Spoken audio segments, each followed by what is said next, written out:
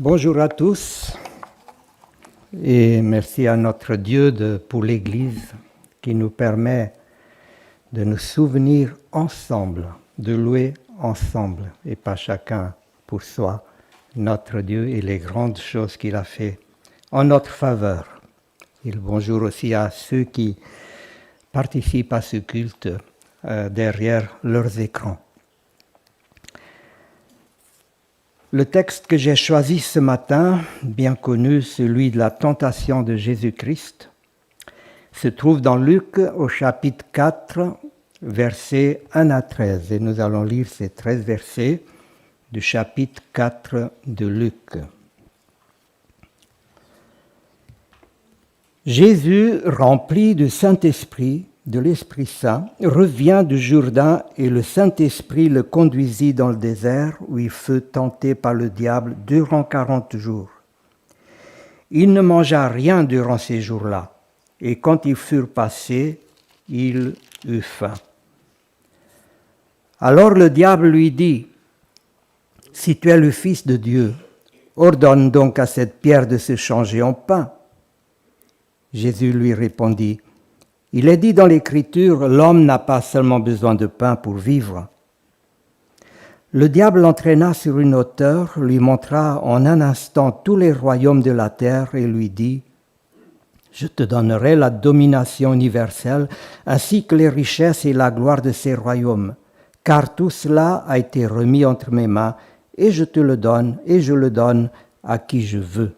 Si donc tu te prosternes devant moi, tout cela sera à toi. » Jésus lui répondit, « Il est écrit, tu adoreras le Seigneur ton Dieu, et c'est à lui seul que tu rendras un culte. » Le diable le conduisit ensuite à Jérusalem, le plaça tout en haut du temple et lui dit, « Si tu es le Fils de Dieu, saute d'ici, lance-toi dans le vide, car il est écrit, il donnera ordre à ses anges de veiller sur toi.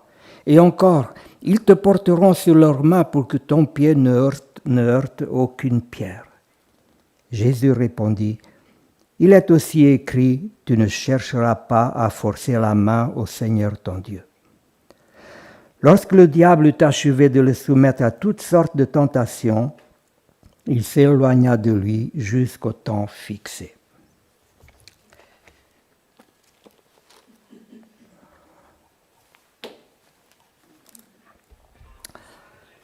Ce n'est pas tellement fréquent que nous parlions de diable. Je vais en parler beaucoup ce matin, mais pas pour le mettre en avant, pas pour le plaisir de connaître quelque chose de sa personne, mais plutôt pour que nous apprenions à mieux nous armer pour affronter ses ruses, car lui, le diable, il a un objectif nous concernant, c'est celui de détruire notre communion avec notre Sauveur, notre relation avec notre Sauveur. Et peut-être que la première chose que nous découvrons en lisant ce texte, c'est que le diable est persévérant, très persévérant. Et en quoi est-il persévérant ? Le texte nous révèle qu'il persévérait à vouloir obtenir de Jésus qu'il lui obéisse en acceptant ses propositions. Et s'il cherchait à obtenir ça du Seigneur, alors soyons-en sûrs, il fait de même avec nous. Malin, rusé comme il est, et ce n'est pas moi qui le dis, c'est la Bible qui le dit, il était aux aguets, attendant le moment favorable où Jésus serait affaibli. Et c'est ce qui est arrivé après 40 jours de jeûne. Quand Jésus a senti la faim, le besoin urgent de manger, c'est à ce moment-là que le diable s'est approché pour le tenter. Il a tenté une fois, il n'est pas arrivé à ses fins, 2 fois, 3 fois, et comme il a compris qu'il n'obtiendrait pas la victoire, il s'est éloigné. C'est ce que dit le verset 13.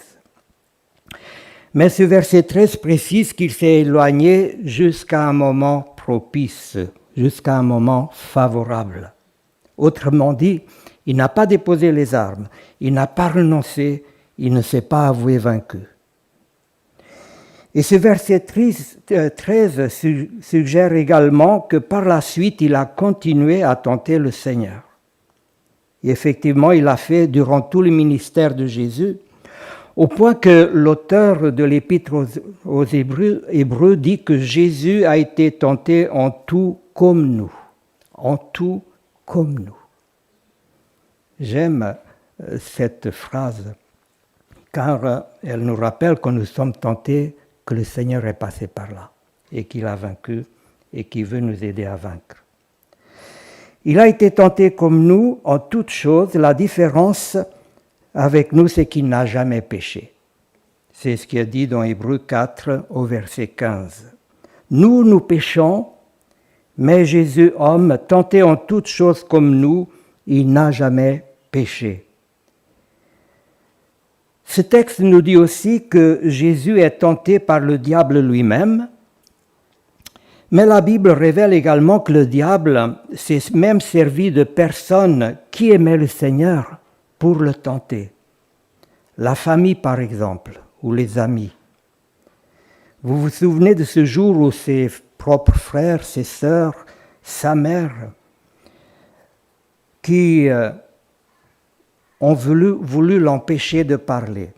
Jésus annonce la bonne nouvelle et eux, ils veulent l'emmener de force, disant qu'il est devenu fou. Ils veulent l'empêcher de parler. Et qui c'est qui a mis cette idée dans la tête des frères, des sœurs, de la mère de Jésus? Le diable, bien évidemment. Ce récit se trouve dans Marc 3. Le diable a encore utilisé des gens de Nazareth qui ont voulu le tuer. Nous trouvons cela dans le même chapitre que nous avons lu, dans Luc 4, à la fin du chapitre. Il a utilisé les religieux qui n'ont cessé de lui tendre des pièges pour le discréditer et le rendre vulnérable. Il a aussi utilisé les autorités politiques et même les disciples, les apôtres. Et quand un jour Jésus a dû reprendre Pierre qui cherchait à le détourner de la volonté de Dieu, il est dit que Jésus a regardé pas seulement Pierre, mais tous les disciples, en disant « Arrière de moi, Satan, car tes pensées ne sont pas les pensées de Dieu, mais celles des hommes. » Matthieu chapitre 16. La réaction de Jésus à l'attitude de Pierre, qui cherchait pourtant à protéger le Maître, sa réaction met en évidence que toutes les fois que nous suivons la volonté humaine, si cette volonté s'oppose à la volonté de Dieu, nous faisons la volonté de qui? La volonté du diable, sans même nous en rendre compte. La question est donc sérieuse et ça doit nous inciter à faire attention quand nous répondons, quand nous réagissons ou quand nous faisons des choix. Aujourd'hui, on parle beaucoup des valeurs de la République. Si nous regardons de près ce que sont ces valeurs, nous verrons que ce sont des idéaux qui placent l'homme au centre. Des idéaux qui ont l'apparence d'être bons, pleins de bienveillance envers les hommes, mais qui en réalité reflètent la volonté de l'homme qui ne tient pas compte de celle de Dieu. Des idéaux suscités sans aucun doute par le menteur, le trompeur, qui rêve d'évacuer le nom de Dieu, la crainte de Dieu, de la pensée humaine. Et ces idéaux humanistes sont de loin préférés à la bonne nouvelle de Jésus-Christ. Sans problème, les médias se chargent de les prêcher, et ils le font tous les jours, en tout temps. C'est une séduction qui marche, car ces choses plaisent à l'homme. L'homme est le centre de tout. Si telle chose te fait plaisir, si ça te fait du bien, alors c'est certain, c'est une bonne chose. Tu as le droit d'être heureux. Tu ne peux pas souffrir. Et ce que tu fais pour y parvenir ne peut être que bon pour toi, quel que soit le moyen utilisé. Tu es spécial, plus important que tout, et tout doit tourner autour de toi, de tes besoins, voire même de tes caprices. Mais ça, ce n'est pas la parole de Dieu. La parole de Dieu dit que Dieu désire que l'homme soit heureux, c'est bien vrai, mais ça, ce n'est pas la même chose. Dieu désire mon bonheur, mais il ne dit pas que je le mérite ou que je dois être heureux, à tout prix, et quelles que soient les conséquences. La Bible est honnête. Elle parle beaucoup de souffrance. Et elle nous fait comprendre que Dieu a un but avec la souffrance qu'il permet. Quand il permet la souffrance, son intention est de nous faire grandir, de nous faire mûrir, de nous faire grandir à nous rendre semblables à Jésus-Christ. Il veut en fait nous amener à chercher, à rechercher sa face, sa présence. Et au final, nous savons que le vrai bonheur de l'homme est dans sa relation profonde avec son Créateur et Sauveur, même dans la souffrance. Mais bon, c'est pas ça le sujet de mon message ce matin. Jusqu'au dernier moment donc de son ministère, Jésus a été tenté, même à la croix. Le diable a utilisé ceux qui étaient là et qui participaient ou assistaient à son agonie pour le détourner de la volonté de son Père. En dehors, bien sûr, de sa famille ou de Jean, l'apôtre, qui était présent. Que disaient à Jésus ceux qui assistaient à sa crucifixion? « Si tu es fils de Dieu, descends de la croix, sauve-toi toi-même, prouve-nous que tu es Dieu. » Le diable poussait donc ces gens à encourager Jésus à descendre de la croix. Il savait que Jésus pouvait le faire, comme il savait que Jésus pouvait transformer la pierre en pain. Alors personnellement, je ne crois pas que le diable était dans le secret de Dieu et qu'il connaissait le plan de Dieu pour le salut des hommes. Mais il avait compris que sur terre, le Fils de Dieu était en train d'accomplir quelque chose de grandiose pour le salut des hommes en accord avec son Père. Et alors que Jésus est sur la croix, le diable sait que Jésus est en train d'accomplir quelque chose qui va entraîner sa ruine. Il voulait donc détourner Jésus de la volonté de son Père. C'était ça son objectif. Et si Jésus était descendu de la croix, il n'aurait pas pu offrir au Père l'offrande sainte, pure, agréable à Dieu, pour la rémission, pour le pardon de mes péchés, pour le pardon des péchés de tous ceux qui croiraient en lui. Si Jésus était descendu de la croix, il aurait fait la volonté du diable, et nous tous, nous serions perdus.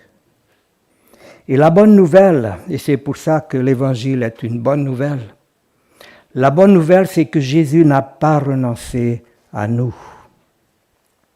Sur la croix, Jésus n'a pas renoncé à toi.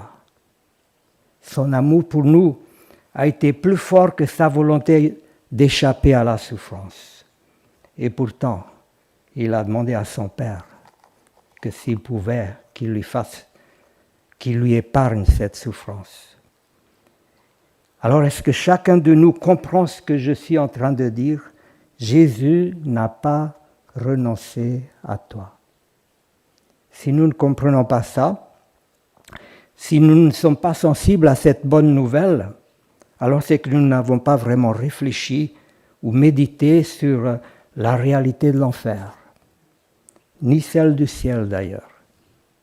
Si c'est le cas, si nous n'avons pas la vision de ce qui attend ceux qui l'aiment, et si nous sommes inconscients de la réalité de laquelle nous avons été sauvés, alors nous ne pouvons pas être des chrétiens heureux, reconnaissants, enthousiastes dans notre témoignage de racheté. Par contre, si nous avons la vision de l'éternité que nous présente la parole de Dieu avec Jésus, le Sauveur, notre bien-aimé, si nous savons de quoi nous avons été sauvés, la terrible perdition que sera ce lac de feu dont nous parle la Bible, imaginant ainsi la séparation éternelle avec Dieu et que la Bible appelle encore la seconde mort. Alors dire que Jésus n'a pas renoncé à toi, à nous, devrait faire bondir nos cœurs de joie, glorifiant, louant le Seigneur des Seigneurs, le Roi des Rois, le Saint des Saints. Si tu es fils de Dieu, descends de la croix. Et Jésus sur la croix, chargé du poids insupportable du péché du monde, de notre péché, Jésus n'a pas renoncé à toi, il n'a pas renoncé à moi, et il est allé jusqu'au bout. Tout ça par amour. Mais voyez-vous, ce matin, à travers ce message, le Saint-Esprit veut seulement nous avertir d'une autre réalité, et je crois qu'il est important que nous en parlions. Cette réalité, c'est que le diable non plus n'a pas renoncé à toi. Il n'a pas renoncé ni à toi, ni à aucun de nous. De la même manière qu'il n'a pas renoncé toute la vie de Jésus sur terre à le faire chuter. Si nous oublions cette réalité-là, il y a un risque certain de nous éloigner du Seigneur, un sérieux risque d'être trompé ou séduit par le diable et d'être une victime de plus de celui qui s'est donné pour but de détourner les hommes, les disciples, du chemin du salut. Il a tout fait pour détourner Jésus de la volonté de son Père, de le faire pécher. Pourquoi ne le ferait-il pas avec le disciple, ce qu'il a fait avec le Fils de Dieu? C'est bien pourquoi il y a tant d'exhortations dans la parole de Dieu à veiller et à prier. Et Jésus lui-même n'a pas manqué d'en parler. « Voici comment vous devez prier, dit-il. Notre Père, ne nous induis pas en tentation. Garde-nous de céder à la tentation et délivre-nous du malin, du diable. » C'est une prière que nous pouvons faire tous les jours. Le disciple n'est pas plus que le maître, ni le serviteur plus que son Seigneur. C'est Jésus qui le dit, Matthieu 10. Et si Jésus, homme, a dû veiller et prier, à plus forte raison, il est nécessaire que nous le fassions nous aussi. Le diable veut donc nous détourner du chemin, il veut nous éloigner de la présence, de la communion avec notre Dieu et Sauveur. Pourquoi fait-il ça? Il fait ça parce qu'il veut avant tout salir le nom de Dieu. En salissant la vie de ses enfants, il veut salir le nom du Père. Bien sûr, il nous vise nous aussi, car il se frotte les mains quand nous sommes dans la boue. Il se réjouit du malheur des hommes, c'est ça son ADN. Il a horreur du bien, de la lumière. Mais c'est avant tout la gloire de Dieu saint, saint, saint, qu'il veut éclabousser, en éclaboussant de péché nos cœurs, le cœur de ceux que Dieu appelle saints. Il fait ça encore parce que tant que nous sommes sur le chemin que Jésus appelle le chemin étroit, ou encore le chemin de la vie, tant que nous sommes sur ce chemin, nous sommes prédestinés au ciel, à la gloire. Le ciel est la gloire desquels, lui, le diable, a été chassé. Permettez-moi de parler d'une manière très simple de la prédestination dont parle la Bible. Tellement simple que certains diront que c'est une façon bien simpliste d'en parler. Et j'ai hésité, mais je cours le risque, parce que parfois nous compliquons bien les choses qui sont pourtant simples. Et parfois aussi, nous pouvons nous appuyer sur ce que dit la Bible sur la prédestination pour nous laisser un peu aller, trop confiants dans cette prédestination, dans cette promesse qui devient comme un laissez-passer que nous avons dans la poche. Si je veux aller à Strasbourg, je sais que si je prends l'A35 vers le nord, je vais y arriver. Oh, bien des choses peuvent me ralentir, travaux, tempêtes, bouchons, mais En principe, normalement, j'y arrive. Par contre, si en chemin, je prends une sortie, quelle qu'elle soit, je n'arriverai pas à Strasbourg. J'aboutirai à un autre endroit. Si je reste sur l'A35, je suis prédestiné à Strasbourg. Je suis sûr d'arriver à Strasbourg. Et tant que je suis sur le chemin de Jésus-Christ, je suis prédestiné au salut, au ciel. Ce que je veux dire par là, c'est que si ce que la parole de Dieu dit sur la prédestination est une grande espérance et une grande source de joie pour le peuple de Dieu, cela ne doit pas nous faire oublier les avertissements de cette même parole de Dieu. À commencer par les avertissements de Jésus lui-même. Celui qui persévérera, dit-il en Matthieu chapitre 10 et 24. Celui qui persévérera. Comment ça? Un peu? Un certain temps? Jusqu'à mi-chemin? Non, celui qui persévérera jusqu'à la fin. Celui qui tiendra bon jusqu'à la fin sera sauvé. Et Jésus dit encore la même chose à chacune des 7 églises de l'Apocalypse. Il le dit un peu différemment. Ô vainqueur, dit-il, à celui qui vaincra, voici quel sera son héritage.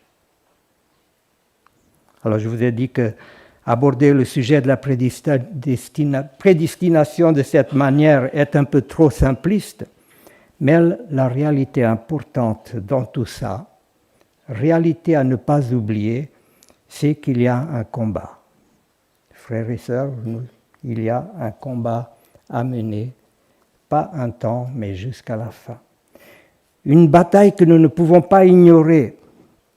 C'est pourquoi à la fin de ces jours, Paul a écrit dans sa dernière épître qu'il a écrite à Timothée, « J'ai combattu le bon combat, j'ai fini la course, j'ai gardé la foi. » 2 Timothée 4. Alors le diable veut donc voler la foi de ceux qui ont mis leur espérance en Jésus-Christ. Il fait tout pour nous faire perdre la foi. Son objectif, c'est de nous éloigner de Jésus-Christ par la pratique du péché, quel qu'il soit, n'importe lequel. Celui qui persiste dans le péché n'est pas en Christ, écrit l'apôtre Jean dans sa première lettre. Et c'est une évidence, il y a des croyants qui persistent, qui demeurent dans le péché, qui disent s'être convertis à Jésus-Christ, mais leur témoignage les contredit. Et pourquoi ces personnes agissent ainsi? Parce qu'ils ont été séduites par le menteur, le tentateur. Parce qu'elles ont été trompées. Si donc dans ma vie de chrétien, je néglige de rester dans la présence, dans l'amour de Dieu, alors le danger est grand et la chute probable. Et Jean l'apôtre, dans sa première lettre, il aborde ce problème. Et voilà ce qu'il écrit, je vais vous lire quelques versets, dans 1 Jean au chapitre 3. Je lis les versets 4 à 10. 1 Jean 3, 4. Celui qui commet le péché viole la loi de Dieu, car le péché par définition, c'est la violation de cette loi. Or, vous le savez, Jésus est apparu pour ôter les péchés, et il n'y a pas de péché en lui. Par conséquent, celui qui demeure uni à lui ne pêche pas, et celui qui pêche ne l'a jamais vu et ne l'a jamais connu. Mes enfants, que personne ne vous trompe sur ce point. Est juste celui qui fait ce qui est juste, tout comme le Christ lui-même est juste. Celui qui s'adonne au péché appartient au diable, car le diable pêche dès le commencement. Or, le Fils de Dieu est précisément apparu pour détruire les œuvres du diable. Celui qui est né de Dieu ne s'adonne pas au péché, car la vie qui vient de Dieu a été implantée en lui et demeure en lui. Il ne peut pas continuer à pécher, puisqu'il est né de Dieu. C'est ainsi que se manifeste la différence entre les enfants de Dieu et les enfants du diable. celui qui ne fait pas ce qui est juste n'appartient pas à Dieu, pas plus que celui qui n'aime pas son frère. Alors Jean n'est pas en train d'enseigner ici que le chrétien ne peut plus pécher. Parce qu'il est devenu parfait, il ne peut plus pécher. Ce n'est pas ça ce qu'il dit. Et Jean le précise un peu avant, au chapitre 1, et je vais vous le lire aussi. Chapitre 1, verset 8. « Si nous prétendons n'être coupables d'aucun péché, nous vivons dans l'illusion, et la vérité n'habite pas en nous. Si nous reconnaissons nos péchés, il est fidèle et juste, et par conséquent, il nous pardonnera nos péchés et nous purifiera de tout mal que nous avons commis. Si nous prétendons ne pas être pécheurs, nous faisons de Dieu un menteur, et sa parole n'est pas en nous. Mes chers enfants, je vous écris ceci afin que vous ne péchiez pas. Si toutefois il arrivait à quelqu'un de commettre un péché, nous avons un défenseur auprès du Père, Jésus-Christ le Seigneur. Car il a apaisé la colère de Dieu contre nous en s'offrant pour nos péchés, et pas seulement pour les nôtres, mais aussi pour ceux du monde entier. Ce que Jean veut donc dire dans ce passage que j'ai lu tout à l'heure dans 1 Jean 3, c'est que la vie du chrétien n'est plus caractérisée par la pratique du péché. Le chrétien, l'enfant de Dieu, ne s'adonne pas au péché, ne pratique pas le péché. Au contraire, il le déteste. Il est malheureux quand il pêche. Et s'il lui arrive de pécher, s'il se repent, il peut compter sur la grâce de Dieu, qui est fidèle et juste, pour pardonner et purifier du mal commis. Nous ne pouvons donc pas oublier qu'il y a un combat, une bataille, et que nous avons des ennemis puissants. Ils ont encore de pouvoir, ces ennemis. Ils n'ont pas tout pouvoir. Seul Jésus a tout pouvoir dans le ciel et sur la terre. Et à la croix, Jésus, est-il dit dans des épîtres de Paul, Jésus a dépouillé, livré en spectacle toutes les puissances du mal. Désormais, celui qui reconnaît que Jésus est le Sauveur, le Libérateur, désormais, celui qui vient à Jésus pour avoir la vie et le pardon, celui-là, Jésus l'a franchi, il le libère de l'esclavage de celui qui le maintenait dans l'esclavage du péché. Le diable ne peut plus retenir personne d'aller vers le Sauveur. Je ne mettrai pas dehors celui qui vient à moi. C'est la belle promesse de Jésus dans Jean 6, verset 37. Mais je disais, le diable a encore du pouvoir. Il n'a pas perdu son pouvoir à tenter, à faire chuter celui qui lui donne accès, celui qui lui donne prise, comme dit Paul dans Éphésiens 4, verset 27. Et c'est pour ça que Jésus donc nous a enseigné à prier dans la prière de notre Père. Ne nous induis pas en tentation. Une autre traduction dit, garde-nous de céder à la tentation et délivre-nous du malin. En résumé, ce que je viens de dire dans cette première partie du message, c'est que de la même manière que le diable n'a pas renoncé à tenter Jésus jusqu'à la fin de son ministère, de la même manière, il ne renonce pas à nous tenter, toi et moi, jusqu'à la fin de notre vie. Mon deuxième point, qui est plus court que le premier, comment le diable nous tente-t-il ? J'ai dit tout au début qu'il a attendu le moment favorable pour tenter le Seigneur. Et ce moment favorable s'est présenté quand Jésus a eu faim. Dans ce désert où il n'y avait rien ou pas grand-chose sûrement à manger, Jésus est devenu vulnérable en éprouvant fortement le besoin de manger au 40e jour de jeûne. Et le diable a donc attendu patiemment le moment où, en quelque sorte, Jésus serait dans une situation de faiblesse. Il a attendu le moment où Jésus éprouve fortement le besoin de manger. Et il fait pareil avec nous. Il nous tente en s'attaquant à notre faiblesse le plus souvent. Vous savez, nous avons tous notre ou nos points faibles. Je ne sais pas quel est le point faible de chacun de nous, mais chacun doit ou devrait savoir quels sont ou quel est son point faible. Certains de nos points faibles se voient. Ils sont visibles ou évidents pour notre entourage.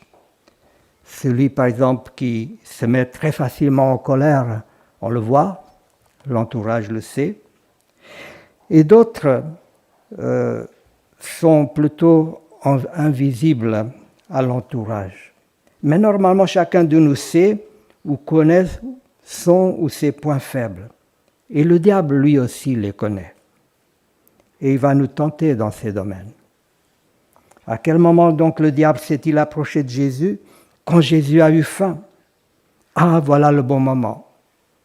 Le bon moment. Alors il choisit une pierre. Sûrement une belle pierre qui faisait penser peut-être à un pain. Si tu es fils de Dieu, mais ordonne à cette pierre de devenir du pain. Que cherche-t-il?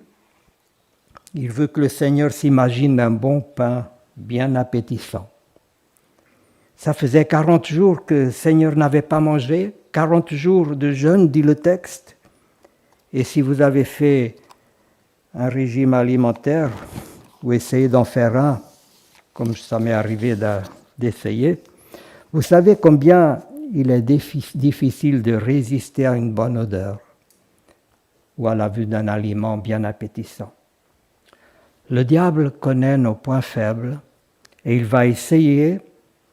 va les utiliser pour essayer de nous détourner de la volonté de Dieu. Alors, est-ce que tu t'es déjà demandé quelle est ta faiblesse, ton point faible? Certains ont leur point faible dans le domaine sexuel ou quelque autre addiction, d'autres dans leur relation à l'argent, d'autres dans le domaine de l'orgueil, de la paresse, de la suractivité, la supersensibilité ou encore la colère, la timidité. D'autres encore peuvent avoir de sérieux problèmes dans leur recherche de notoriété, de pouvoir ou de besoin d'approbation. Et le diable va exploiter, il va se servir de nos faiblesses pour nous amener à nous détourner de Dieu et de la pensée de Dieu pour nous. Il sait qu'en aimant quelque chose ou quelqu'un plus que Dieu, on s'éloigne de ce qu'est le plus cher à Dieu. On s'éloigne du cœur même de Dieu. On s'éloigne de l'endroit, si je peux parler ainsi, de l'endroit où nous sommes en sécurité. Et le centre de la volonté de Dieu est le seul endroit où nous sommes en sécurité. Mais dans tout cela, n'oublions jamais, et c'est peut-être la chose la plus importante de ce message, n'oublions jamais que nous avons le Seigneur. Il est plus fort que toutes nos faiblesses. Il va nous armer, il va nous équiper pour que nous puissions faire face, résister et vaincre nos faiblesses. Comment le fait-il? Il nous a donné l'Esprit Saint. Et Vincent nous l'a rappelé tout à l'heure. Quand nous sommes tentés, pensons à ça. L'Esprit Saint a fait sa demeure en nous pour faire de nous des vainqueurs. Jésus est monté au ciel, il a envoyé son Esprit Saint et il a dit à ses disciples, « C'est mieux ainsi, car je ne serai plus à côté de vous, je ne serai plus ni devant ni derrière vous, je serai en vous. » C'est quelque chose de grandiose, quelque chose à ne pas oublier chaque jour, chaque matin. Mais voyez-vous, ne croyons pas que le Saint-Esprit va enlever nos faiblesses, qu'il va faire de nous des vainqueurs en enlevant notre faiblesse. Il ne fait pas ça, ou en tout cas, généralement, il ne le fait pas. Et j'ai l'impression que nous faisons parfois l'erreur, ou souvent même l'erreur, de croire que Dieu veut enlever de nous notre faiblesse. Ainsi, des chrétiens peuvent passer des années, voire toute leur vie, à demander à Dieu d'enlever tel ou tel point faible de leur vie, croyant que si Dieu exauce leurs prières, alors ils seront des chrétiens forts, alors ils seront des chrétiens vainqueurs, alors Dieu sera glorifié dans leur vie. Dans 2 Corinthiens, au chapitre 12, Paul y parle d'une écharde qu'il portait dans la chair. Paul ne dit pas de quoi il s'agit, il ne dit pas en quoi consistait cette écharde, mais d'après ce qu'il dit, cette écharde, une infirmité ou autre chose, Paul la considérait comme une faiblesse, un point faible dans sa vie. Alors par 3 fois, il supplie Dieu de lui enlever cette écharde, persuadé que si Dieu enlevait ce point faible de sa vie, alors il serait un chrétien bien plus fort et Dieu serait glorifié dans sa vie de disciple et de serviteur. On peut discuter durant des heures pour essayer de comprendre ce passage des Écritures, quelle était la nature ou la gravité du problème de Paul. Mais la réalité, c'est que Dieu, à travers cet exemple de Paul, veut nous faire comprendre, je crois, quelque chose de très simple. Par 3 fois, dit Paul, j'ai prié Dieu de m'enlever cette épine de mon corps, et la réponse de Dieu a été celle-ci, ma grâce te suffit, car ma force s'accomplit dans ta faiblesse. Et Paul a ainsi compris que les faiblesses, les points faibles de sa vie, mais aussi, dit-il dans ce texte, les injures, les persécutions qu'il subissait par amour de Jésus-Christ, Paul a compris que ces choses ne devraient pas être envisagées par lui comme étant des motifs de tristesse ou de défaite, mais plutôt de joie. Nous avons du mal à accepter ça. Et pourtant, c'est ce que Dieu dit. Ayant compris ça, il ajoute, quand je suis faible, alors je suis fort.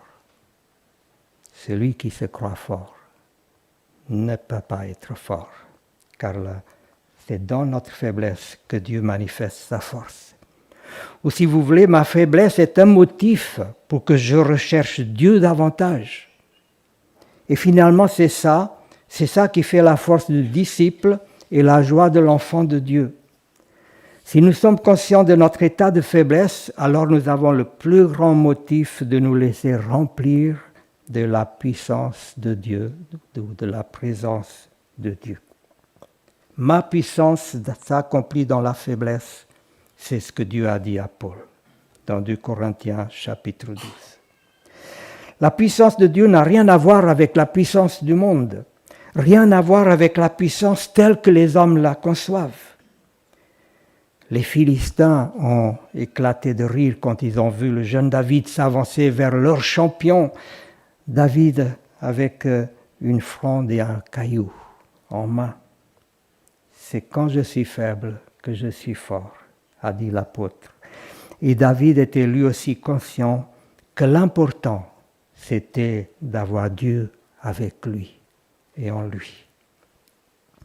Dieu ne va donc pas forcément enlever de nous notre point faible, mais il va nous donner le pouvoir de le vaincre. Ça oui, il veut nous donner le pouvoir de vaincre nos faiblesses. Et quand nous sommes confrontés à la puissance de la tentation comme Jésus l'a été, alors plions les genoux et recherchons la puissance d'en haut.